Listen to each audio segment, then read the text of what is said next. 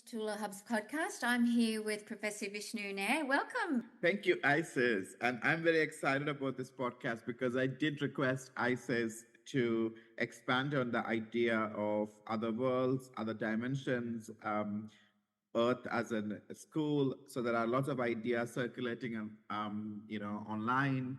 People are interested in it.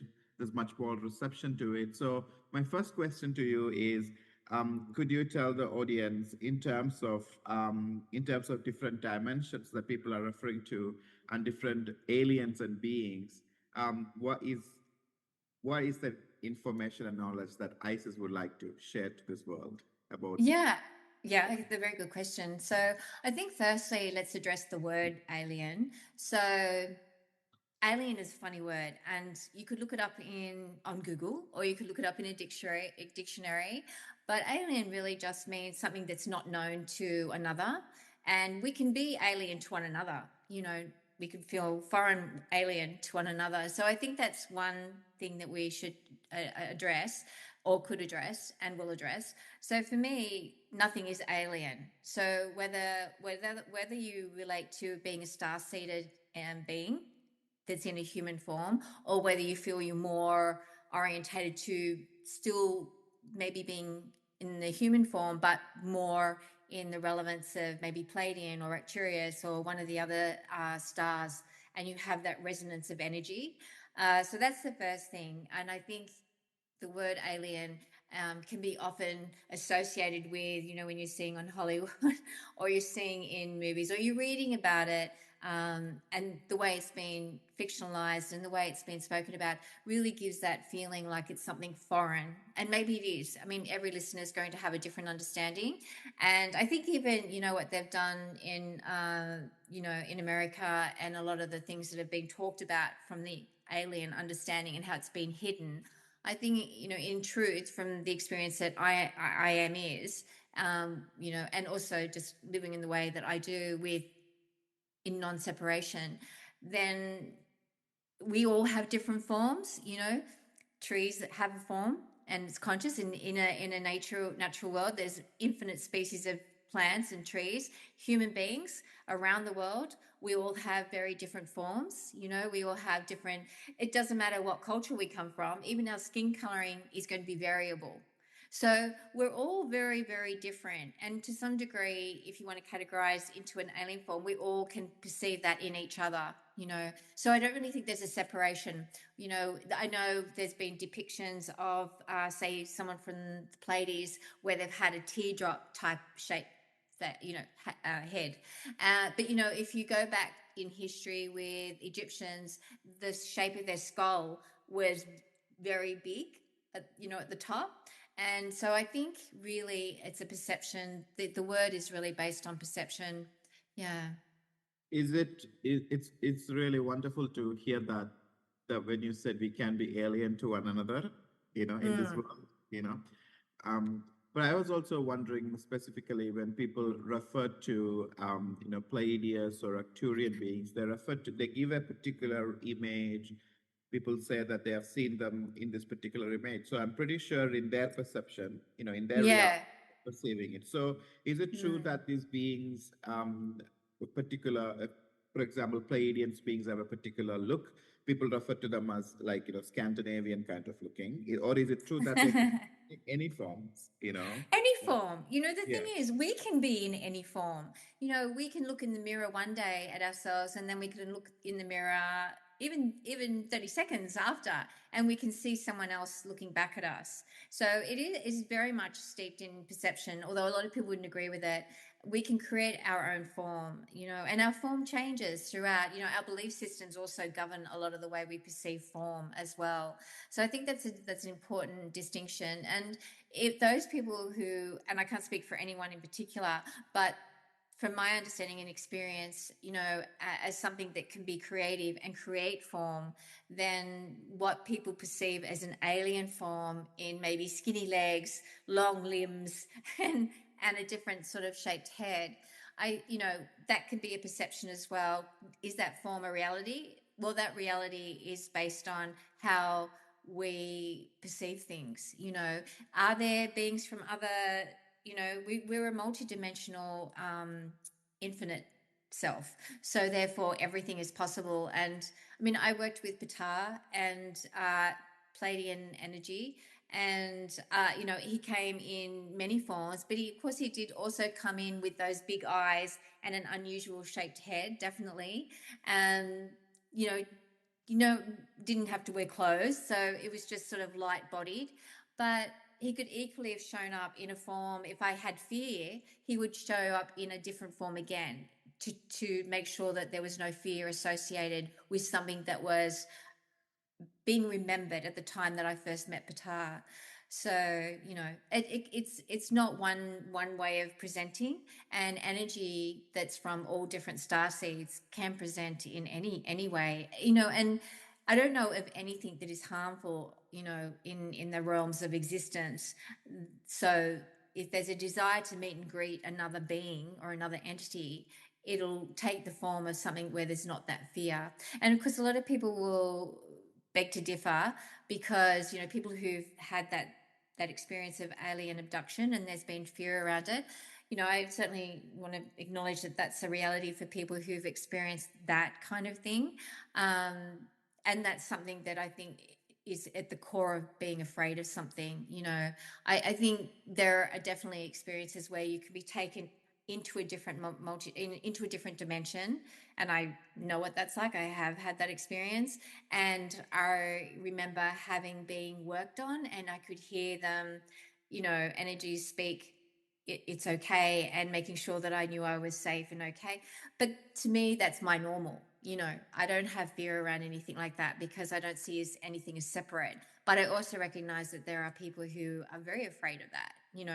But in saying that, you've got people who are scared of saying they can hear nature speak to them because of what other people think. We often feel fearful around being judged, and I think that really creates a chaos in our brain, when it comes to speaking our eternal truth. But when you don't have that fear and you're not living in that fear in every microsecond, then everything is at ease. And there is a lot. I mean, there's a lot.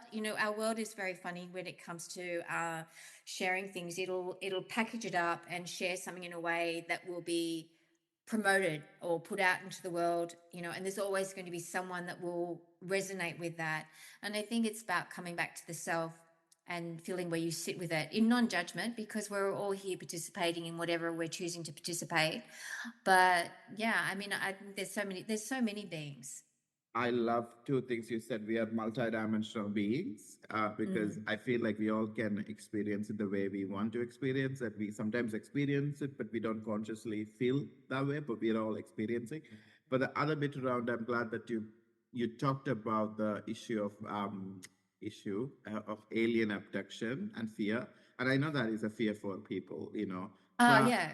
yeah, I just recently read something or viewed this person talking about this alien abduction in terms of they're saying it is not an abduction per se, that there is another race kind of coming and Mm, taking our the beings from this world, human beings, mm, because that race has lost in touch with their emotions, whereas the human being still has emotions.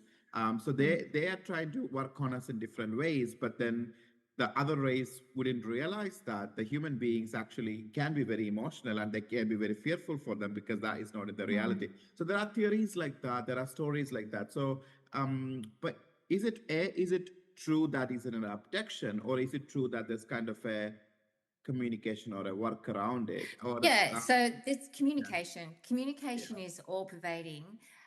Our terminology can be quite tricky, so if people feel like they've been taken, they might quite readily use that word abduction, but really nothing is done without consent. Like it's, and yet again, there'll be people who highly disagree, and it's a very emotive thing. So it's a tricky thing to put into English words, because there are so many frequencies, and within those frequencies you're living different dimensions. This is a normal, but it's not normal for people who are this doesn't feel any resonance in. So firstly, if you don't resonate with this podcast in this way, definitely switch it off. Because it's definitely not everyone's attunement. We're very open. I mean, experiences in life and experiences in the vastness of the infinite, are always percolating in what we are, and so we're at ease talking about anything. Abduction, it's an interesting word. I think that's a very earth word, and I've never heard it used in context, in any context, when it comes to different beings of light ever. But it is, and people in earth are naturally beings of light also, but in earth we do have a lot of fear around something, around unknown. It could be not knowing where the next paycheck's coming from. There can be fear around that, fear of driving, there's a lot of different fears. So it's all just coming from that same source. It may be playing out in a different way, but it's still fear. So abduction is coming from a fearful thing and not knowing what is happening to them in a conscious way. In an unconscious, subconscious way, and subconsciousness is still conscious, it is definitely known. It's definitely known. But that doesn't mean the rest of the person is, fully attuned to that understanding. I mean, there's so many things that we know, but we're not really necessarily connected to that knowingness. And then as we grow and our perceptions shift and we let go of the old belief systems, and our heart stays open, then our understanding of experiences in day-to-day life shifts, because we deep dive and we see things in a different light. Well, it would be not too dissimilar from having those words.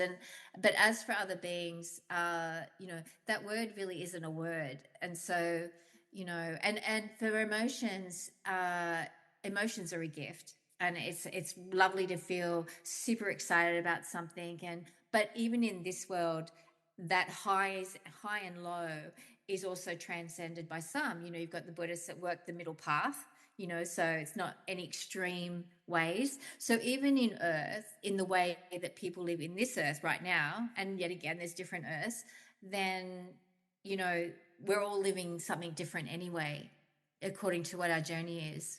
So there's a lot in there to unpack depending on where you're resonating with. But because you're directing that question at more about how people see alien, and then how people have that whole thing about you're taken from this planet into somewhere to be worked on or to be discussed with. It's not that they're taking you out anywhere. It's a merging of something. If you look at different dimensions, you're not leaving anywhere as such. You're shifting your vibration in frequency, and so you're having a different experience to what you had a moment ago. And as our earth is shifting and our consciousness is shifting, those kinds of stories are also starting to shift. There's a deeper understanding of all that kind of discussion.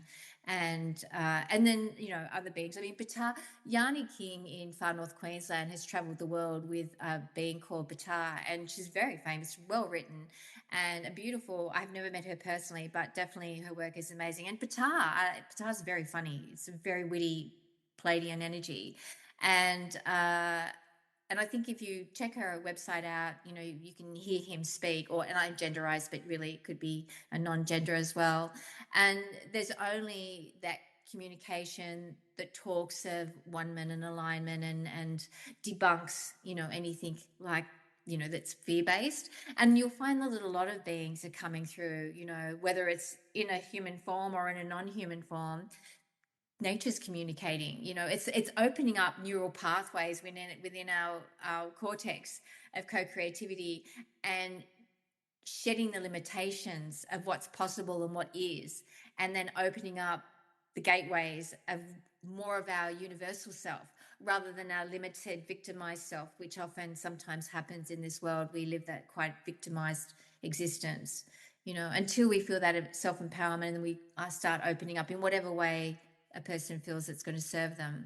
I guess, the other thing, you've got a lot of people that have got websites, and they're talking about an alien channeling, and this particular part of the universe has come through to share some connectivity. You've also got on another, you've got money gurus on YouTube coming in and sharing their part of their creativity, and how, you've got Instagrammers, everyone's coming from different, vibrations and different motivation. I've got to tell you, different intentions.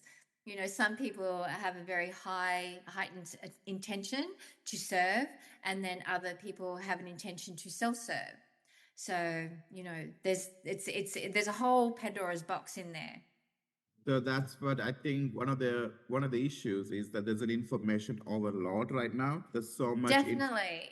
so Yeah, how do there is. we how as I mean someone who is learning, genuinely curious about learning about these things, informed about these things, and when they open the internet, Instagram or Facebook, whatever channel they're opening and learning, there's quite a lot of information. So how do they how do they trust the authenticity of what is coming, and where to look for? Do you Well, have any yeah, advice? the one that is most knowledgeable is yourself.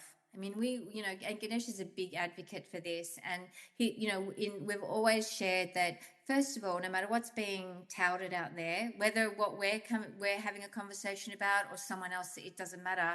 It's first checking where you're coming from within yourself. If you're interested and you're inquiring about something and you're searching outside of yourself, start your deep breathing, slow rhythmic breaths, within your own being, and connect there first. And then allow the unfolding journey in non-judgment of people you come across or stories you hear, because they're just doing their thing. But you'll feel what's true for you in that moment. But then, the next moment, it may not be true for you anymore because you've grown from that. So I guess one of the things, it's something a little Chiba always taught me, was that he was always hesitant to put things in writing. He said, because once it's put in writing, it's touted as the truth forever and ever and ever. But that's why the ancient sages used to write in a particular language, because it was a synergy of sound, and therefore it was a timeless doctrine, and the truth was, well, whatever the truth is, whatever was written would be unfolding in each person who read it. It would just unfold as they were ready to perceive in a new light. So you could read that same text many, many times over many, many experiences, and you would perceive something new each time you read it. Your interpretation would change as you were growing, and that's the thing. But, when you've written something, it's interesting, because if you've written a novel or a book or some publication, eventually it stops being published, right? So, either it's for many reasons, but you've also got to remember that you put something in writing because that's where you're at that particular time. That's the story that's to be shared. And then there'll come a point where you've outgrown that yourself, and you've shed that story because you've lived it full, you've lived it enriched, and you're ready to move on to the next thing. So I think that's something to be aware of. We're all here and being present as much as we can, as much as we desire to. Presence is everything. And then, you sit in your presence, but that's always changing. Your understanding is deepening. You're learning more about yourself. So rather than hang on tenterhooks for waiting for that next aha moment by someone else's aha moment, the wise thing can be to do, and we're not telling you what to do at all, but is to first listen to your own, being's voice. And then if you're not sure and it feels chaotic, just become the stillness and just let all the thoughts swim. And then as they start to calm down, you'll feel, but the thing is, everyone's in a hurry. They want to learn now, and they want to know more now, and they want to get ahead of something or someone. And it takes your breath away, literally takes your breath away. So to calm the nervous system back down and align with your endocrine system, that then harmonizes within the nervous and limbic system, then that's the prime essence to start connecting your primordial wisdom. That's where knowledge sits. Everyone has it, and everyone has the story that's for them in that given nanosecond, and that changes as you grow. And that's the gift we have, because we have opportunities to make that decision to let ourselves keep growing. And the other thing is, you've got so many stories in this world. I mean, even our history is a bit, Australia, our Indigenous culture, still unearthing stories that were told about them by others that aren't true. So we have to go deeper into our own self and unearth those stories that are true to us, and then live that, not by someone else has written a story, because you don't know where they've been coming from, their perception, and their perception has guided their story. And sometimes people write things that suits them for their own benefit, So I think it's important to first know who you are, and in that, right now, and then find out your vastness, which is everything in every given nanosecond anyway. And I just want to point out to the audience that there's a wonderful meditation that Isis actually uploaded on YouTube, and everyone recommend everybody trying it at least once, or just sit with that, hearing the voice, even if it's wonderful to connect with breath, and it gives you a wonderful experience. So please check it out. I just want to go back to the point around that fear, because I have one follow-up question on that.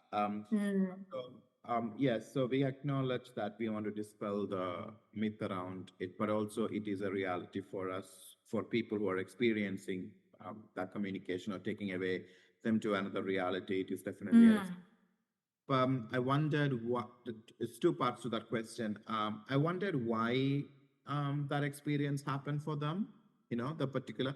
And the second is, why do some beings decide to work on some people, if in a way? Is it in a positive way, or what is happening in that context? Yeah, so negative and positive, that's a really human terminology. Like, it's a human negative, positive, and people can go into the physics of that for sure. But our perception causes it to be positive or negative. Every negative you can find a positive in it. I mean, you can have a really rough day, like a horrible day, and it feels like you're really down. Someone could say that was a really negative day. Someone else will come in and say, "Oh, but look what I learned from that. Yeah, it was a good day. I felt like rubbish. I felt like, crap. But I learned from that experience. I feel really good about that. So two very different experiences of what could have maybe felt like a really, like maybe I was down that day. Someone will go down and say, that was a really down, it was a really negative day. Someone else will say, I felt down that day, but I'm good now. So they'll see the positive in that. So I think the negative and positive, it is that perception of how we see, it's like finances. One day you could be flooded with money, another day you think, geez, that looks a little bit skin on the little bit skint today. And some people will be unattached from that experience and it won't matter. It's like, yeah, just, whatever.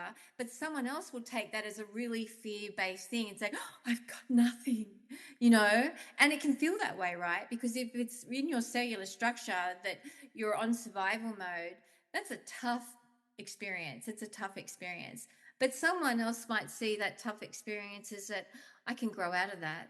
I'm going to use that to rise and shine, and I'm going to be the difference to my own life. But they're very different perceptions. Neither is better or worse or less than or anything or greater.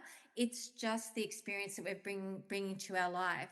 And it's not always easy, because we do have, to a greater degree, depending on where we're sitting, we do feel that victim in our own adventure sometimes. Not everyone, and definitely not all the time. Maybe moments for some people, maybe longer than moments. Those moments can feel like a lifetime of hardship. So, but sometimes someone can go through a hardship, but then some beautiful person comes in and then comes to their party with that, and then lifts their spirit just by their pure energy. So sometimes there's a collaboration, between people, and that can change as well. So, but in relation to people being taken and being taken away to have some manipulation done on them, it's a funny thing. And I have heard that happen. And I do know of someone who has very quietly said that they were abducted, and that was here in Australia. And I think that, that's how they felt, that they were taken to somewhere, and maybe they were taken somewhere in a space that they were afraid of. But I can't speak for anyone else because I'm not them. But I can say that the experience that I'm aware of is that I've never known someone to be harmed, because the energy that I work with, like whoever the energy is. I've worked with beautiful, just beautiful light energy that's always shown expansion, you know. But, you know, that said, I've seen some quite cruel things in this world, you know, really cruel things. People being unkind to each other, people sending emails to people with nastiness in them. I mean, is that any different? I mean, you know, bullying is a thing that's quite cruel. So that's abducting someone, that's taking them out, that's taking someone into a vibration, you know. And we could say, yeah, but that person's chosen to go with them. But everyone's at different oscillations with strength, their inner strength, their self-esteem. So self-esteem is a big thing. If someone's feeling vulnerable and not very strong within themselves, as in they don't realize how beautiful they are inside, they don't realize how magical they are, and then someone who wants to dominate and maybe a little bit more narcissistic hones in on someone like that and extracts that because they can see that that person isn't feeling and having their most amazing moment in a happy vibration, then what's the difference?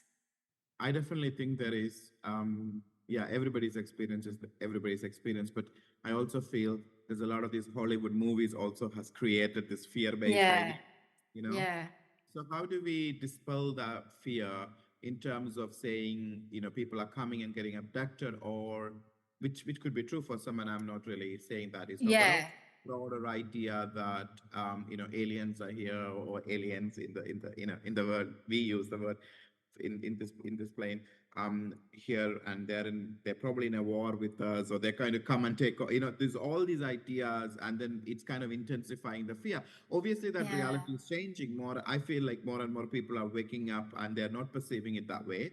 They're perceiving it, yeah. but still there is idea. And how do we, it's not like dispelling, but how do we shift that level of consciousness I think it is important for people who have gone through trauma and they have experienced that. And the hardest thing for people who've have that fearful experience, the hardest thing for them was to be able to vocalize it because of their fear of being judged, their fear of saying that they were nuts or some derogatory terminology. So I think it's important to be, you know, respectful of people who've gone through some trauma and and it's affected their life, because it's definitely, you know, that's their reality, and it's not negating that it hasn't happened, because people have and they've been traumatized. I'm not aware of those vibrations, so I would never want to, make that worse for them, because I think it's important to acknowledge people's experiences no matter where they've come from, because not being able to speak openly about it for fear of being ridiculed or ostracized because of it is probably the worst alienation you can feel, you know, because people need to be able to share their experience without feeling being judged on every frequency, you know, of it. And I guess the difference is you get to frequencies where people don't judge at all anyway. And, you know, that's the happy frequency where, because you're so full of joy, you don't feel that need to judge others. And I think that's a lovely thing. So I think that being in that space allows you to be open to people's experiences and know that they're real for anyone who's experienced it. It's like back in the day, and definitely in the early days with what we were doing, people would say, you know, because I worked with Ganesh and I live with Ganesh and I've always talked to lots of beings. But in my early days, you know, people would say, oh, I believe that you believe it.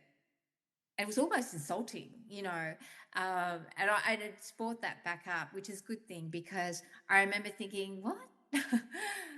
It made me feel worse, you know. I felt worse, and you didn't want to talk about anything. You didn't want to, and I think with Ganesh and I, you know, it became so private. You know, I would never discuss anything. I would never, you know. But it also suffocates your joy. You know, like I just couldn't live me, and so. But it took a while to be able to just, you know, I'd be around people who said they knew him. They would pray to him. And I mean, I don't pray to Ganesh. I mean, I love him. And he's my best friend, my everything. He's, you know, he's funny. You know, he's funny. He loves people, everyone. He loves I'm everyone. sorry to cut Doesn't your matter what mind is faith they that come from. I love Yeah, praying to you. yeah, I yeah, love praying. you know, and I mean, he'll sit there and listen. He'll hold your hand and say, "Yeah, okay, darling, I'm listening." You know, like he'll do that with. It doesn't matter whether you're Catholic, Protestant, what you know. It doesn't matter, because people are love to him. You know, so for me, you know, he just showed up one day as a toddler with, you know, Krishna and Lakshmi, and then Skanda came later, or Murugan, depending on what name you want to call, because everyone's got lots of names in our world. But you know, and so they were family. but I didn't ever articulate that out loud. It took me years to be able to share that. And when I did come across people who said that, you know, they know him, it was a shock. One, I was more Caucasian in my appearance, and so how would you know? How do you know that? How do you know that? But by the same token, then came an expectation. Do you speak Sanskrit? And Ganesh loves Malayalam, and I couldn't remember any of it, and he never speaks it because he says I speak English. So, but if he was talking to someone whose culture was a different language, he would speak that language. It really doesn't matter. So I think the story behind that is to let yourself shine, regardless. Regardless. I mean, I work with a lovely Indigenous woman called Auntie, and I have a brother who's Aboriginal, and he's just asked me. So I write songs. I get beings come and ask me to write songs, and we've done one EP, and then one working another one. But the third song in the second EP is from a clan in central west of Australia, and years ago I wrote a song called Walla Walla, and it was something that Auntie had come to talk to me about, and it was empowerment for Indigenous cultures, not just in Australia but everywhere. And I wrote that, and someone had commented, well, we can't get up there and sing because some white whatever will go, you can't do that. And I wasn't even conscious of color, back then. And it's funny because, my brother's asked me to write this song, and it's for a particular, it's the largest clan, in this area. Like, it's the huge clan of Indigenous people. And I actually got a headache. I gave myself a headache. He didn't give it to me. I gave it because I blocked the energy, because I became worried. I would be worried that I would be having these random thoughts of, is it okay if I use their term because it's got an Indigenous name, the song's got an Indigenous name from this clan, will they be offended? And my brother said to me, I am that clan, and I am asking you to do that. So we do have these apprehensive moments, and they're just moments in the very big part of what we are as a living entity. And whether it's seen as an alien thing, or sometimes we can feel alien within ourselves. We've disowned parts of ourselves. So I think the thing about everything in life is just to let yourself shine regardless. And it's on so many levels. You might be in a work situation. I was in a work situation where this manager would say, just empower people, just break them, just tear them down. And it was so alien to me that my whole energetic field just closed up, like the gate just closed. And I remember thinking, I don't belong here. This is not for me. Not judging the person for saying what that person said, but this is not where I come from. So I cannot honor what is being asked for me. I couldn't do it. And, but for that person speaking that way, that was where they were at. Do I think less of the person? No, it just people are where they're at, and you just got to be yourself and let yourself move out of a situation. And that's with everyone. Yeah. I think again, part of this is because there's so much information out there. It's so much, and Saturated. It's noisy. It's noisy. Yeah, social media has been wonderful, but it has also propagated a lot of myths and information. So the other bit that I really wanted to ask is, part of it is also that what I find it really interesting right now, watching some of these videos around, not so much around aliens or other beings, but around people who have gone through near-death experience, and it's a wonderful experience they're describing through a process that is very scary. These are people, doctors, engineers, radiologists, whatever profession they are in, farmers, whatever profession they are in. And they've all experienced, and they're not necessarily thinking about, spirituality or anything of that kind. They're just going on with their daily life and experiencing a certain experience, and going and then meeting these wonderful light beings and guides, and reminding their life purpose. And it's often wonderful to see their transformation after this. and the beauty they are creating and the knowledge that they're sharing. Yeah. Obviously, it's a scary process. I mean, of that death, which is fearful. But then the transformation out of it is something that I'm really touched by. That they're like, a lot of them are sharing that knowledge. But there is also commonalities and universalities in those experiences. And one of the themes that I really thought was really interesting was that they're all reminded at that point when they meet their guides or a group of people or one being or whatever you want to call is what their purpose on earth was and what the promises they chose, which is around you were choosing all of this, right? It was all within your control in that from that perspective.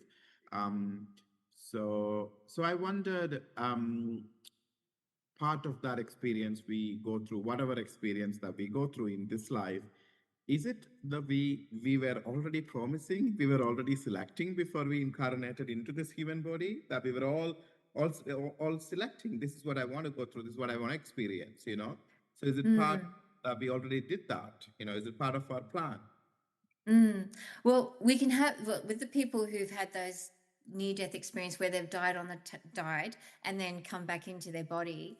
The thing is, one, you don't have to have a near-death experience or die and then come back into your body. You can have those experiences anytime. You don't have to go through those extreme experiences. However, for those that do, it's interesting because someone very famous here in Australia, did die but came back, and he said, let me tell you, there's nothing out there. There's nothing. He did. And I remember thinking, when he did say that, he made that statement on a program. I remember asking Ganesh, didn't he see everyone? Didn't he catch up with the rest of the universe? And the thing is, everyone who has those experiences have chosen to then come, or people who've had those experiences, not everyone, because some people have them and don't go public with them. Some people have chosen to go public to share something extraordinary and to also shed light, because a lot of people would not even be open to that possibility if they didn't. So they've served humanity, by doing that. So, and there are so many beings. I mean, there's no such thing as death. Your body might go into, either back as compost, or you might choose to cremate, whatever you choose, but your being doesn't die. Your being's eternal. It doesn't have an age. Our bodies go through a system of cellular renewal, but in this world, everyone tells their body to age, because age is an aging process rather than age is an eternal sensitivity. So that's the society issue that's changing, because people are starting to be aware of that and not be so attached to their form in so much that they're debilitating it, so the cells don't renew. And also the stressful environments we've created, the economic stress, social stresses, we've done a lot of harm in ourselves with that, because that stressor is not helping the cells to renew themselves in a healthy manner. So there's that. And then there's those people who have had those experiences that have chosen to share that with a wider audience. And then there's those people who have had those experiences and haven't felt that desire to go public. It's a personal journey, but it's changed their life. It's changed how they see the non-death of life, and then it's had an effect on how they choose to live their life moving forward. I think in this world, there's quite a bit of fear around what people think is death anyway. I think too, there's a fear around how it's going to happen, because there's trauma. There's definitely trauma that happens in this world. Things happen to people that is traumatic, and it goes into our nervous system. So there's all those things. We can always definitely change it. But if someone's going through a really tough time, sometimes somewhere in their vibration, and then someone who's had this genius moment then says to them, but you're a creator, you can change that. How do you think that person feels? It'll trigger many, many things. It can trigger either, okay, I can change this, but then the struggle comes to it's not changing, or, for some people it will change, but some people, no matter what they do, what they think they're doing internally, they still, it's not happening the way someone else said, because it happened to them. So the thing when you're stuck in something, for whatever it is, some people call it a contract, that you're here and you're serving a contract. There's so many things out there, and no one can really say that that's not a truth, because when that person's living it, it's their truth. So the worst thing that can happen is someone come in and say, "Oh no, you're a creator." It can be really hurtful. So some people are in this cycle where they're just in it, and one of the things you can do is just breathe, relax, look at the simplicity of something, start valuing the things that people you might think is small. Like it could be you see a flower blooming, that can have a major impact on your energetic field. Just the valuing of that simple thing. It's trickier in this world because the world, not so much now, it's sort of loosening the purse strings. We're not so economically focused in one income stream. Now we recognize that energy is all pervading in many things, and our value systems shifting. It's a global shift for sure. There's still people who are very hooked on that one transcendental means of fiscal awareness, but that's all changing. Our value systems are changing. You'll see a huge resurgence in how we look at our environment, not beyond government, because governments are governments, they are what they are, but people power.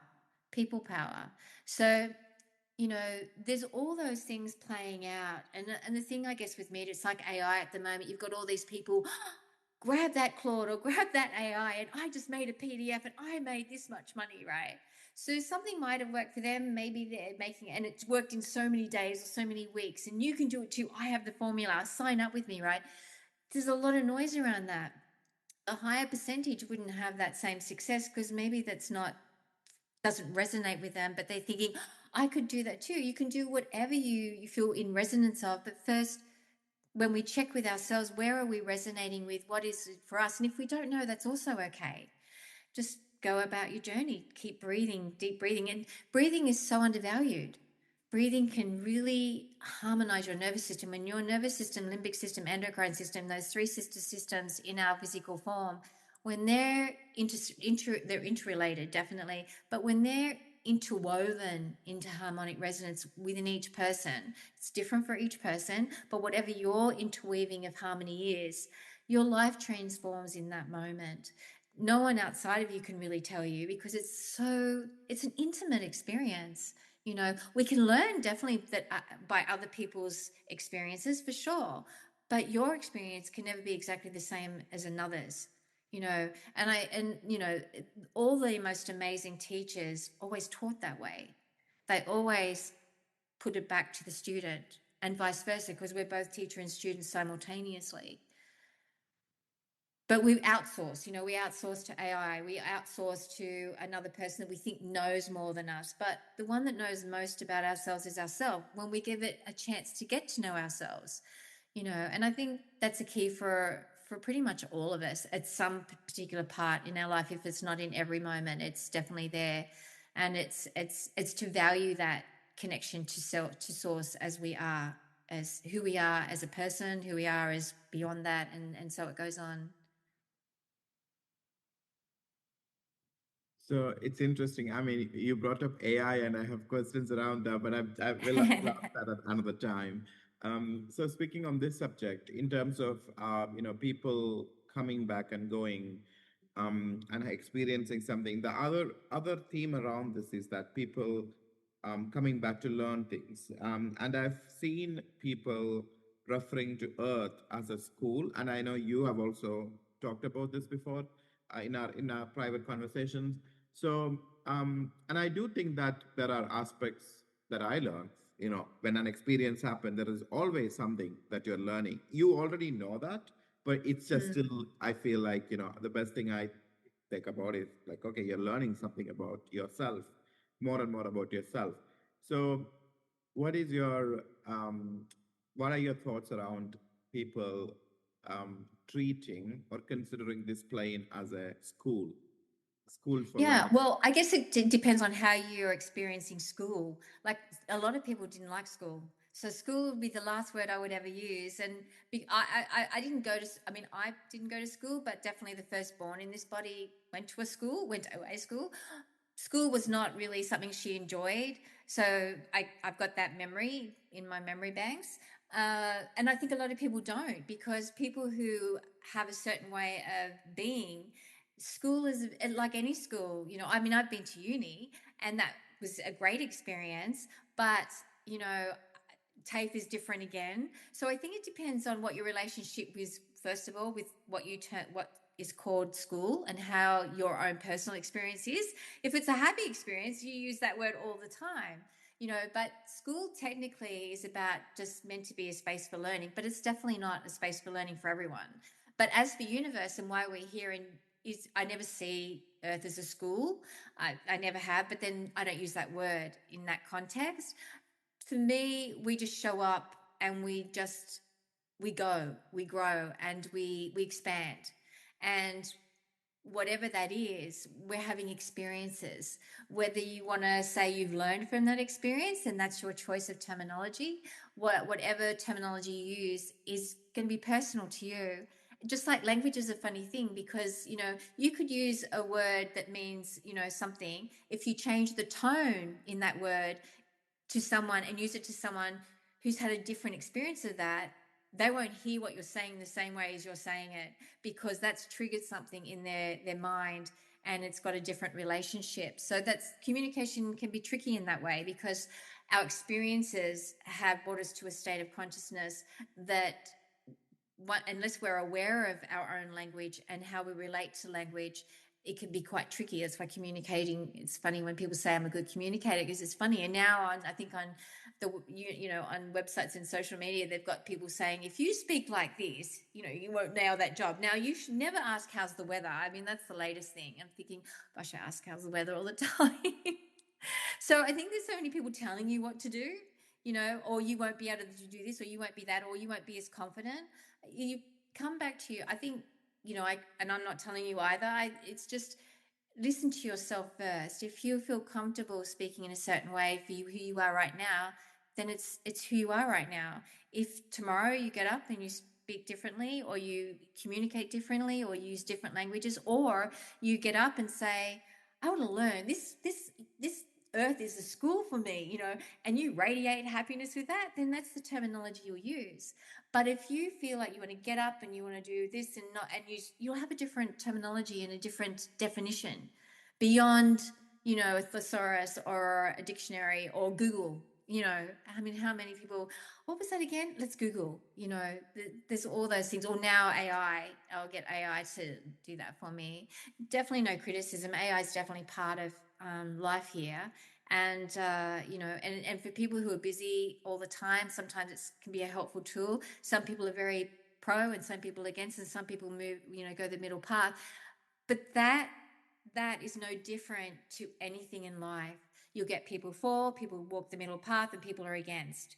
Whatever you're going to be talking about, whether it's alien abduction, or, you know, or even in your field of expertise, there's going to be people with different perceptions, you know, and bringing that to the party. And then you've got to feel how it sits with you. And that helps, I think. Yeah. I mean, just because we're on the topic of I think there are concerns from people around all the economic exploitation going on and how these huge data centers exploit water in the community, you know. And I think there are, you know, concerns around that, right? So I wonder if you have any thoughts on that, because you mentioned AI. Yeah, but you know, it's funny, like how many times do we Google something for an answer into integrating? You know, like people turn to do you remember like when you used to do directions to go on the road, you would use a Gregory's map. You would literally have a book and you'd be looking through the pages to find the directions to a place. Now, and it has been for a long time, you put it into your Google Maps or your Waze or something in Australia, and then you listen to what's on the mobile or on your car screen, and it'll help you go there. The Gregory's book is long gone. We used to remember, I'm sure people still do, because they've made sure that they don't lose that memory. They'll know all the phone numbers. Most people, and a high majority, not everyone again, they use their mobile to remember phone numbers. You don't remember people's phone numbers. So we've been doing that over a long period of time with technology, is letting something else do that for us. You know, we don't need to remember a phone number anymore because I can look it up on the phone. We don't even use phone books anymore where you had to go through a directory and look up the phone book to find something. We can just go online. So it's been evolving for a very, very long time, but we're also evolving it. I mean, nothing is more intelligent than what we are as beings. Nothing is. And, it's up to us to remember that. And everything is technology, and technology is stratospherically, but the majority of us don't know how that technology is created. So that creates, a concern, because we don't understand how it's working. We don't understand the network behind that and where all this data is being stored. But that's nothing new. That's actually been for a very long time, way before the terminology AI came in. That technology's been in the circulatory system of the world for a very long time. And Yeah. just now it's so undeniable, and now businesses are using it as a tool. Business, yeah. Yeah. Yeah. I use AI, but I think I'm also, concerned about the AI in particular. These huge data centers need lots of resources, right? So I think Mm. the communities, particularly sometimes it's impacting indigenous communities. And also, I was talking to my mother yesterday, and Yeah. we were sharing the concern about people being dismissed from their job because they are no longer needed because AI. Yeah. So all of these, It's a global, fear. yeah, And yeah. this plane is interesting. So, so I think it's okay. So let me go back to the original question. I think I heard somebody who is very famous in this world in the spiritual dimension talking about Earth as a school. So that's why that original Yeah, question. yeah, yeah. Yeah. But they were also talking about this other interesting idea, and they're very, very influential, and they're no longer in the body here, but Mm. but I listened to them. They were also talking about this idea that even the beings, the light beings on the other realm, also agree that the life here is a little tough, and this is one of the toughest school. Mm. And if you actually pass through this school or graduate through this school, which is Mm. interesting, they are like, well done, So it's yeah. Oh So yeah, that is a funny way to. I love Batar. I used to work with him really closely. Not the same Batar as Yanni King, but not separate, because nothing is separate anyway. But he never referred to this. That it comes back to how we understand school, and life in Earth can be very tough. I mean, talk to anyone who lives on the street and doesn't know where the next bit of food's coming on, or there's nowhere to shower safely, or you know or scared that there's so much going on in this world. There's a lot of fear, but there's also a lot of wonderful things that are happening in this world, and they're interrelated for sure. And our economy definitely needs an overhaul with what we value, our value system. And on a level, it's already happened. People have already shifted from being more self-orientated as an individual, me, what can I get for me, into a let's share this. There's that, that's already happened on a different frequency for sure. And then there's all the things that are still playing out. And it's not those teachers that you're referring to, and that particular teacher, uh, it was a way to describe something, and we use words, no matter what language the words are, to shed light on a scenario that's playing out. And they're the words that particular teacher chose to do that. And so, and like there were beautiful books. I mean, Yanni King, when she channeled some books with Batar, there were things that everyone is watching, like these beings watching, and there to support and can't interfere, because but you wouldn't interfere in someone else's life here as a human being, because it's their life to live. You might lend a hand, you might say, I'm here if you need help, but you won't try and, I mean, people do dominate, don't they, because they micromanage. But we're all here living our life. You don't necessarily interfere with their life, unless someone's harming someone, then you might just, excuse me, stop that. But so we observe.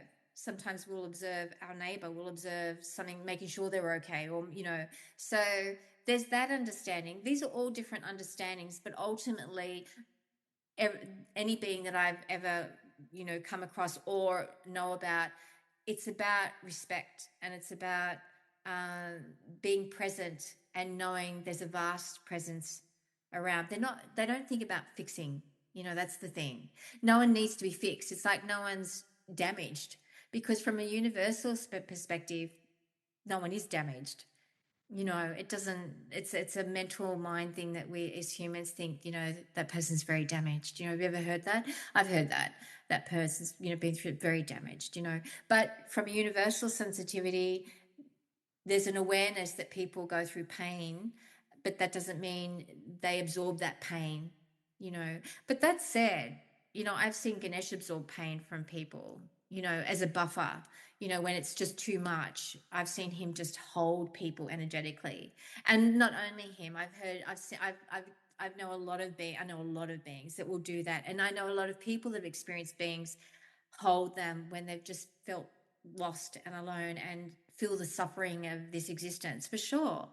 And it transcends any one denominational, because this is energy. It's energy unconditionally loving. It's different to what people love, but love isn't all, true love is unconditional. That's not always the case with here.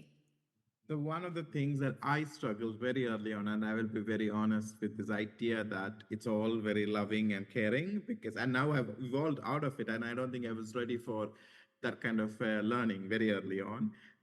Because when you look around and everything teaches you, it's suffering. Even philosophy, Buddhism teaches you, Hinduism, it's suffering. So when, Yeah.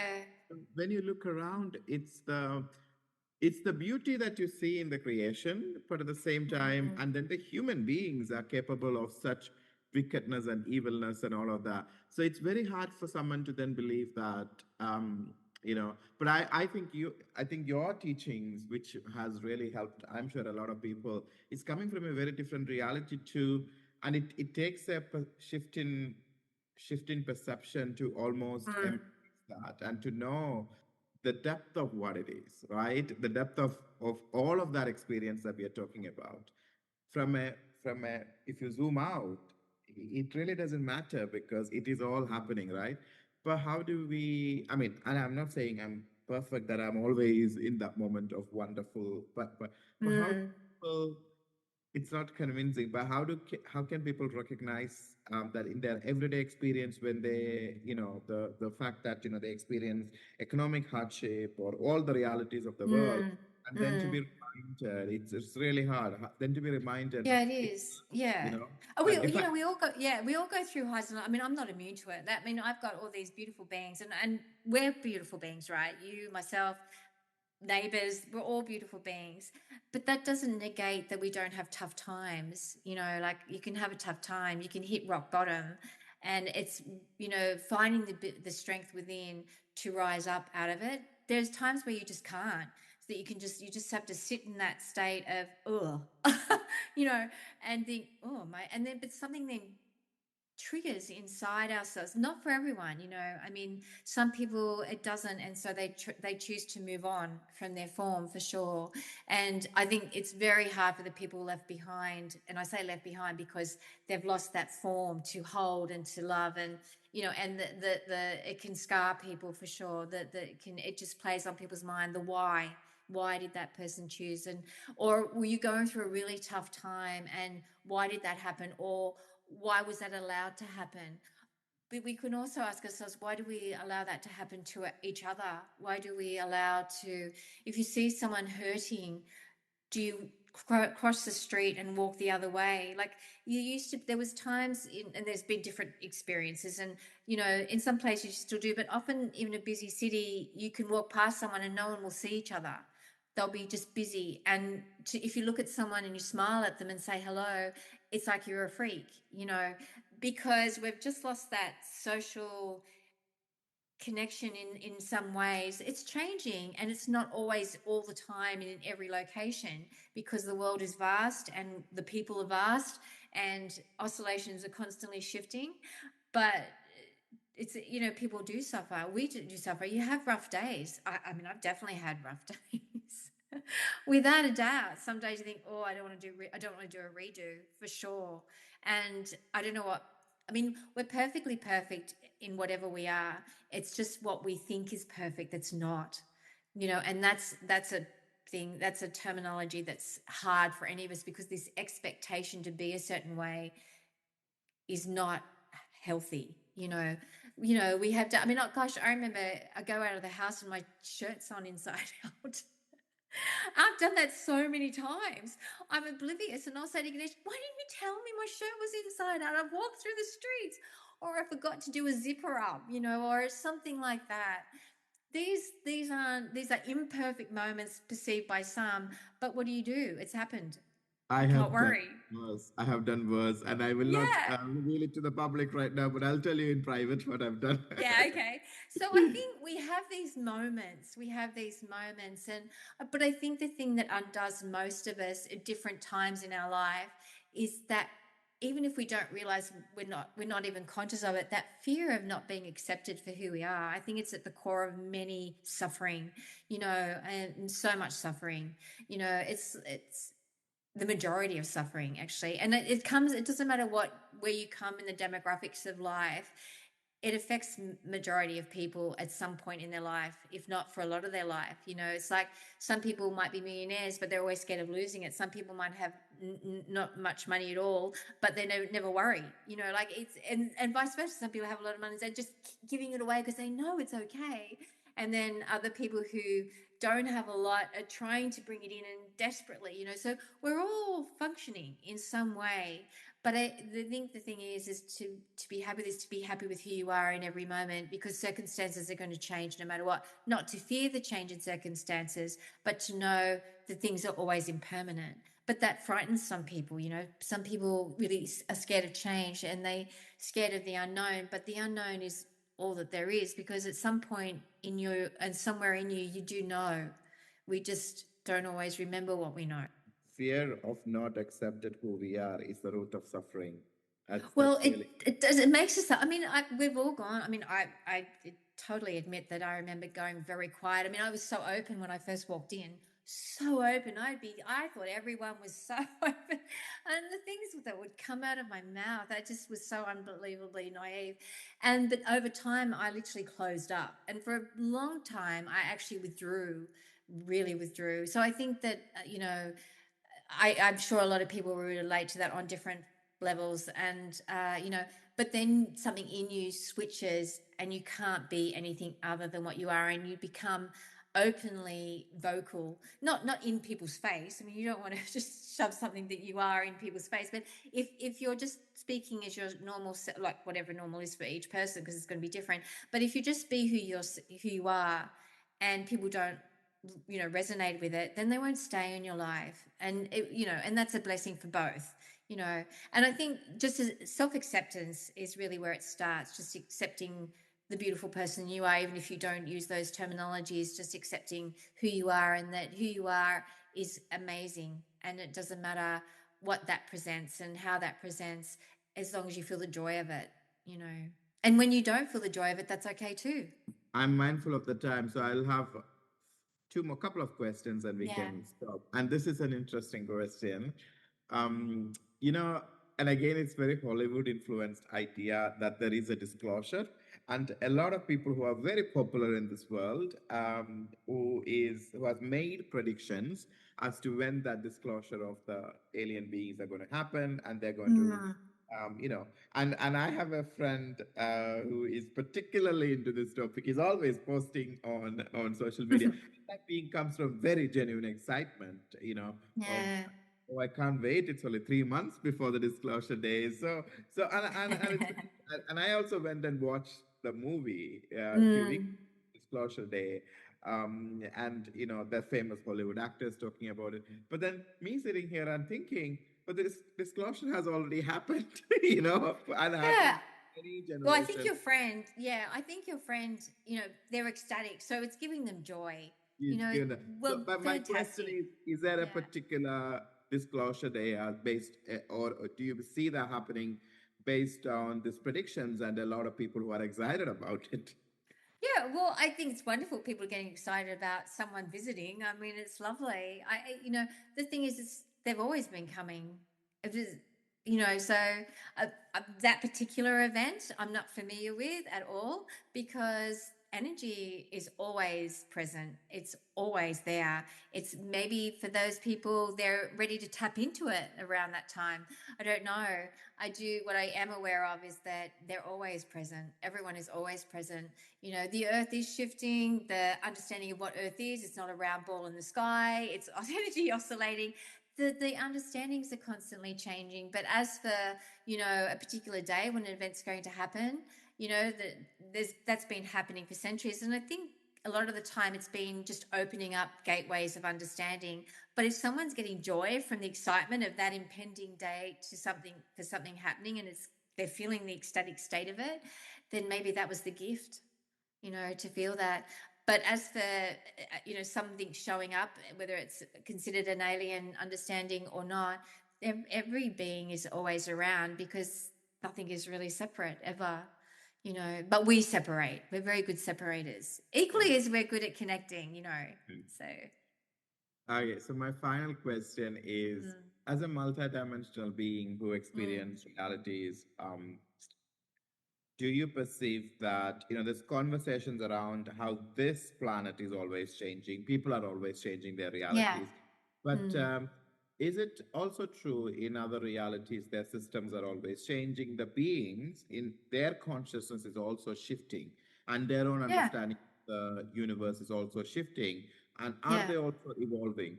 Or is it that some beings are already in that state, they don't need to evolve because they're always in that state, or in some realities they're evolved. So is there diversity among those experiences? Well, we're now in the world realizing biodiversity is very important. So on a cosmic frequency, which is all the frequencies, our understanding at the moment is probably not quite there in being able to articulate the answer to that because we're judging, right? We're judging what is evolution, but evolution in itself is non-existence is non-existent in the scheme of things. So we see things as evolving because we're evolving, right? But that doesn't mean that the terminology serves others. It serves us, because it's a way of expressing ourselves. But another person may have another being, it wouldn't be the language, you know. I guess it's no different in some ways in certain languages, there's not one word.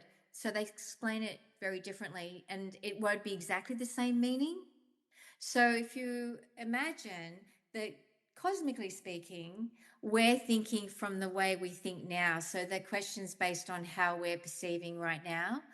But if you can imagine, which I know you can, go beyond and blow your mind and recognize that the languages that we're using here aren't necessarily what's in service to the wider part of what we are. Did that answer your question? Yes, and I want to write this bit down before I forget the language. Because as a language person, that's all I do all the time. I love using Yeah, language. you do. You're very amazing with Yeah, languages.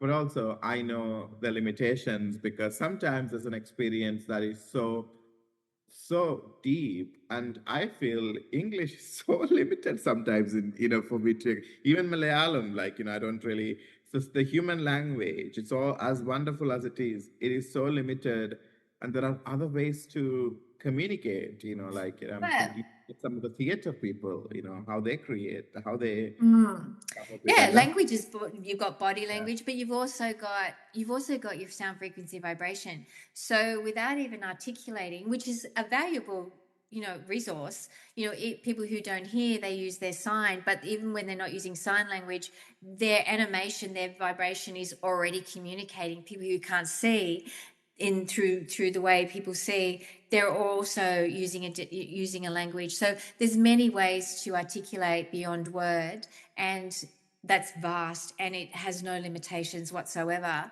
That said, I mean, I interviewed Sydney Kale and Kath Armand recently, and Sydney we've had on the show a few times, and her way of using language to express her experience with plants is unbelievably amazing. I mean, Mm, she can, some words she uses I have to look up because they're not mm, my everyday language, but she has a mm, way of putting into words the magic mm. of experiencing plants speak. And it's definitely a beautiful gift. So people have all these wonderful gifts and way of expressing and sharing to a very wide community. They're all valid, but there's so many ways beyond word as well. I'm particularly thinking about children. There are so many Yeah, children who are labeled as non-speaking, yeah. but then it's always interesting because they don't speak.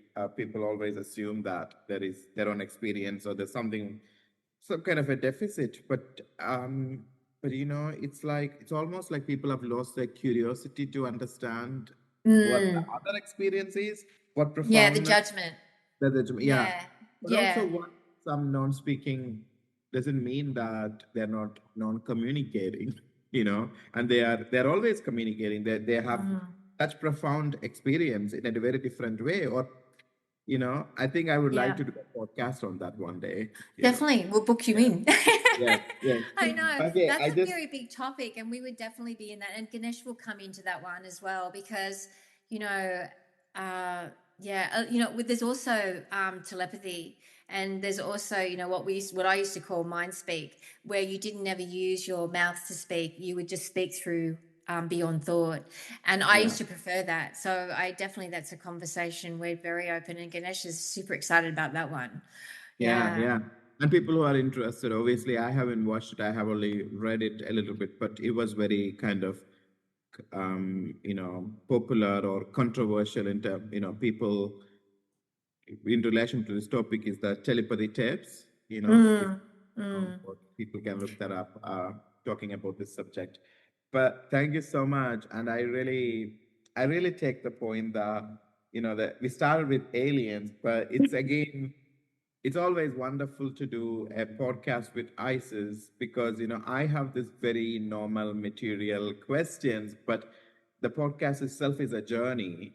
That from that questioning that I have always seen that shift into something way deeper, something way ancient knowledge that you bring us to. And people may not think, oh, we started somewhere and we ended up here. How did that happen? Yeah, For for me, for so me, true. it's Yeah. such a journey, right? And Yeah. those who understand the depth of what you're trying to say, because it's all coming back to as an alien experience is an experience of your own being as a multidimensional being. That's what. Yeah. So In so all of non-fear. the I think it's the information. non-fear. Yeah. Yes, yes, and all the information out there are valid. Everybody's experience is valid, but in the Mm. end, you can experience all of that within you. Yeah, That's what. if it's your Yeah, journey, definitely. Yeah, there's no limits.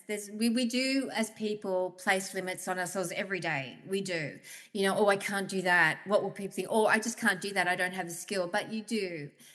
Or you start the journey where you let that come and rise up, and then people come your way. The right person comes your way for you to grow deeper in that way if that's what you want to.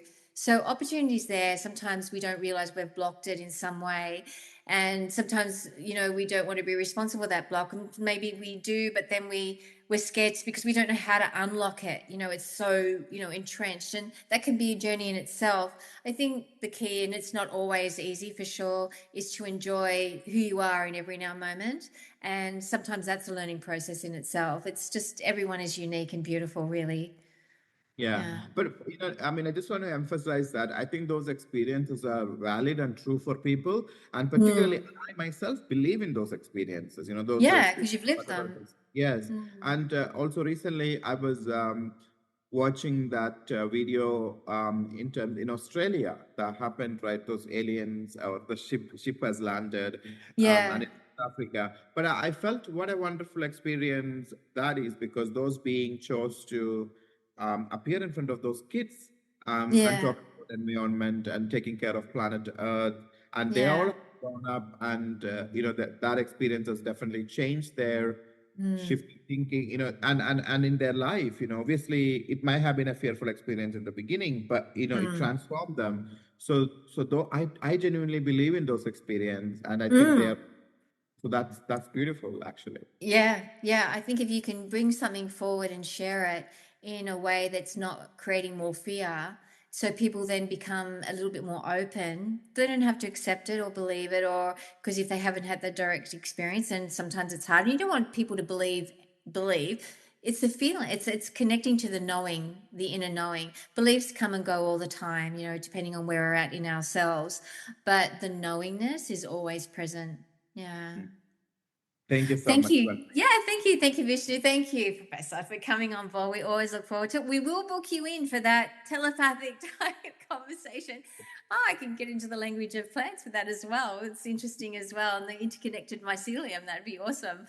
But thank you for your time. We know it's early morning for you and it's getting into the late evening here for us in Sydney time, Australia. So we look forward to meeting and greeting you all in any given microsecond. Bye from all of us here and the Professor. Yeah. Bye for now.